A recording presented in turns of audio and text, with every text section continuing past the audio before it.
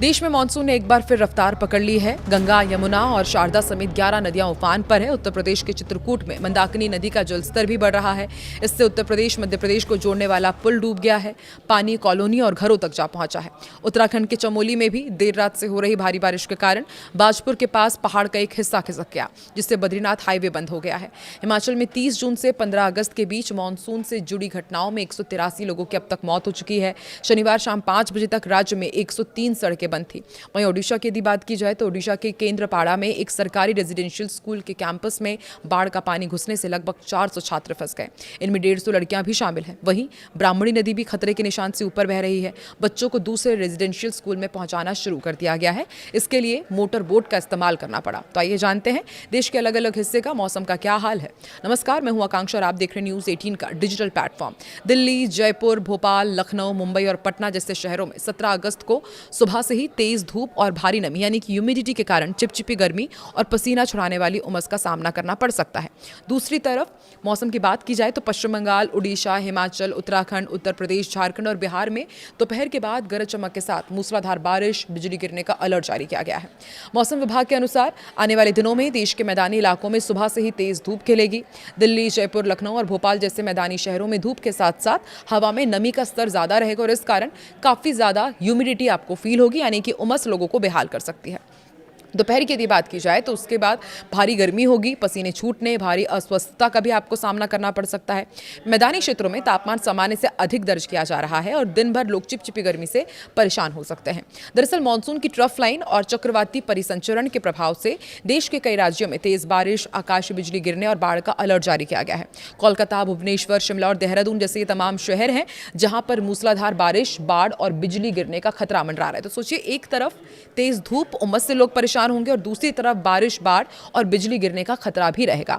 गंगे, पश्चिम बंगाल और ओडिशा में भारी से बहुत भारी बारिश के साथ बाढ़ का खतरा बना हुआ है। हिमाचल प्रदेश, उत्तराखंड, जम्मू कश्मीर, झारखंड और उत्तर प्रदेश के विभिन्न हिस्सों में आकाशीय बिजली गिरने और इसके ही साथ तूफानी हवाओं के साथ बारिश का पूर्वाग्रह व्यक्त किया गया, यानी कि अनुमान जताया गया है किस तरह के कंडीशन रह सकते हैं। अब देश के अलग अलग हिस्सों का वेदर अपडेट क्या है, फटाफट आपको वो भी बताते हैं। देखिए, दिल्ली, नोएडा, गाजियाबाद और गुरुग्राम में माना जा रहा है कि सुबह के समय तेज धूप रहेगी और ह्यूमिडिटी से लोग परेशान होंगे। दोपहर और शाम के वक्त गरज चमक के साथ मध्यम से हल्की बारिश की संभावना है और दिन का तापमान जो है वो थोड़ा सा गिरेगा, लेकिन नमी बनी रहेगी।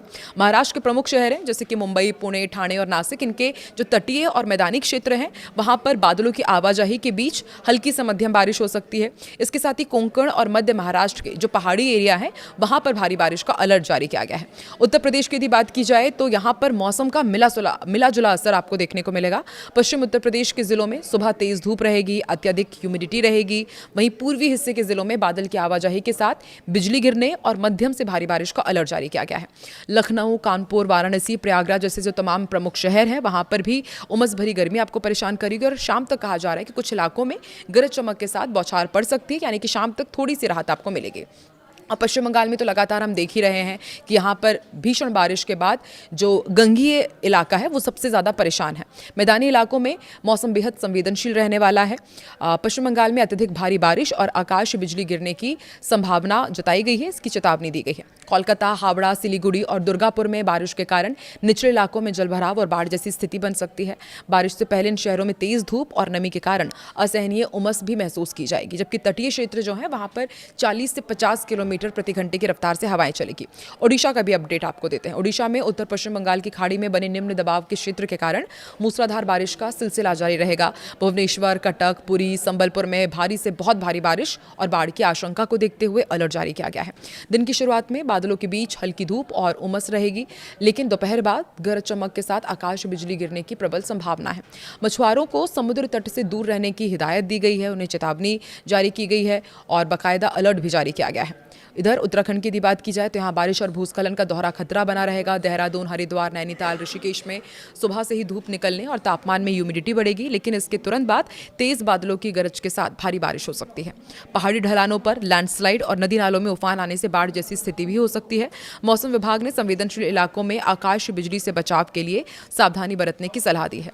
हिमाचल प्रदेश के अधिकांश क्षेत्रों में भारी बारिश और बिजली गिरने का पूर्वाभ्यास यहाँ पर जारी किया गया है। शिमला, धर्मशाला, कुल्लू और मंडी में दिन की शुरुआत हल्की धूप और नमी के साथ होगी, जिससे उमस महसूस हो सकती है। दोपहर बाद मौसम में तेजी से बदलाव आएगा और गरज चमक के साथ मूसलाधार बारिश शुरू होने की संभावना है।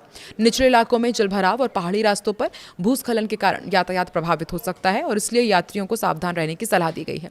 झारखंड में भी मानसून अब पूरी तरह से मेहरबान होने वाला है। रांची, जमशेदपुर, धनबाद और बोकारो में सुबह के समय तेज धूप के साथ भारी ह्यूमिडिटी लोगों को बेहाल करेगी। हालांकि दोपहर के बाद आसमान में काले बादल छाए रहेंगे और तेज हवाओं के साथ भारी बारिश हो सकती है। राज्य के कई हिस्सों में आकाशीय बिजली गिरने का खतरा बना हुआ है, जिससे खुले मैदानों और खेतों में काम करने वालों को विशेष सावधानी रखने के लिए कहा गया है। आप देश के किस हिस्से में रहते हैं और वहां पर अभी वेदर अपडेट क्या है, कमेंट सेक्शन में जरूर बताएं।